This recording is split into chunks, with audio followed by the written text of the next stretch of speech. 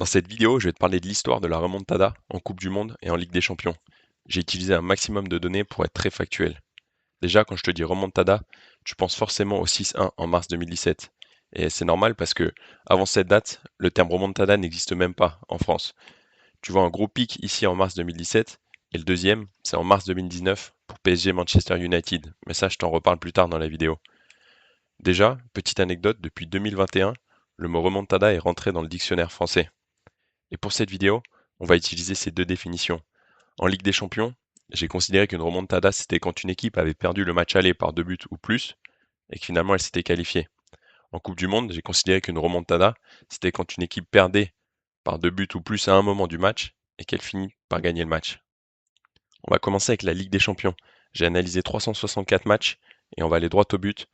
15 petites remontadas sur ces 364 matchs. Sur 30 ans de Champions League, ça fait en moyenne une remontada tous les 2 ans. Et quand on regarde à quoi ça ressemble, on voit clairement qu'on a une période de folie entre 2010 et 2020, et en particulier à partir de la saison 2016-2017, qui est la saison de la remontada du PSG, du 6-1. Avant d'aller plus loin, petite pause, mets-moi dans les commentaires le nombre de remontadas que tu peux retrouver sur les 15. Voici la liste. On pourrait parler des 15 qui ont toutes leur petite histoire, mais j'ai voulu en mettre en avant 4. La première, évidemment, parce que c'est la remontada, le PSG-Barça.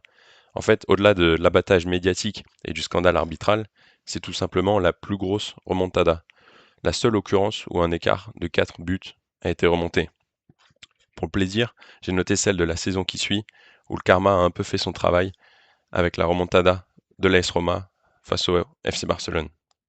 Ensuite, la troisième que je voulais mettre en avant, c'est le Liverpool-Barcelone. Pour deux raisons. Déjà, parce que c'est la dernière, et ça fait déjà 6 ans, ça commence à remonter. Et puis parce que c'est la seule qui a eu lieu à un stade aussi avancé de la compétition. C'était les demi-finales.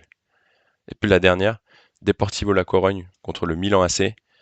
Celle-là, j'en ai aucun souvenir parce que j'étais trop jeune, mais j'ai lu dans la presse qu'elle avait particulièrement choqué, et on peut comprendre quand on voit la compo de l'AC Milan sur ce match.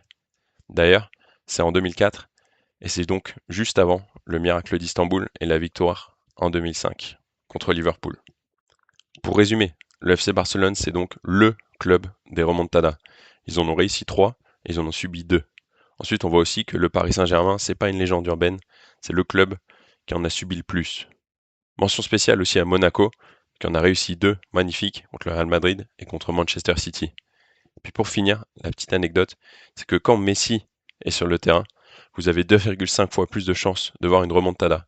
Il en a vécu 4 sur ses 38 matchs de Ligue des Champions à élimination directe. Ça fait à peu près 10% contre les 4% en moyenne. On passe maintenant à la Coupe du Monde. J'ai analysé 960 matchs, tous les matchs de Coupe du Monde depuis la première en 1930 en Uruguay. Et le résultat est choquant. Seulement 8 petites remontadas, moins de 1%. Dans le temps, si on met de côté celle de 2018 et 2006, il faut remonter en 1970 pour voir une remontada en Coupe du Monde. La liste de nos 8 matchs, elle est là, et on va parler de 3 de ces matchs en particulier. Déjà, il y en a 2 qui ont eu lieu en 1954. Le premier, c'est un quart de finale fou entre la Suisse et l'Autriche. La Suisse mène 3-0 très rapidement, et là, l'Autriche fait la remontada de l'histoire de la Coupe du Monde et revient à 5-3. Puis le match s'emballe 5-4, 6-4, 6-5, puis 7-5. C'est un quart de finale de Coupe du Monde avec 12 buts. La même année, Allemagne de l'Ouest-Hongrie, la Hongrie de Puskás mène 2-0 et c'est finalement l'Allemagne de l'Ouest qui va gagner la Coupe du Monde.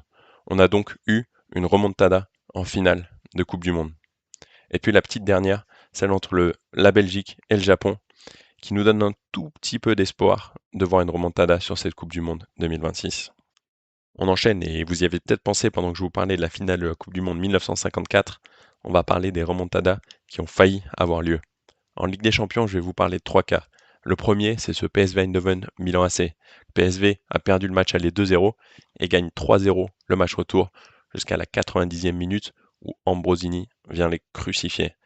Et déjà, en tant que supporter lyonnais, ça me fait plaisir d'apprendre ça quelques années plus tard, mais surtout, c'est l'année du miracle d'Istanbul. Donc finalement, on n'est pas passé loin de ne pas avoir ce match d'anthologie. Et ensuite, 2 occurrences avec Arsenal qui montrent que la Ligue des Champions ne sourit toujours pas aux Gunners. Et 2 fois, ils se sont fait éliminer sur la règle du but à l'extérieur alors qu'ils étaient à 2 doigts de la remontada. On passe maintenant à la Coupe du Monde et la liste est plutôt réduite, mais quand je vois cette liste, il y a un truc qui me choque et qui me rend fou, c'est de voir que l'Argentine est passée 3 fois tout proche de subir la remontada, mais ces 3 fois, ils ont réussi à s'en sortir évidemment la dernière fois en 2022. Voilà, c'était ma première vidéo, j'espère que vous avez kiffé et bonne Coupe du Monde à tous.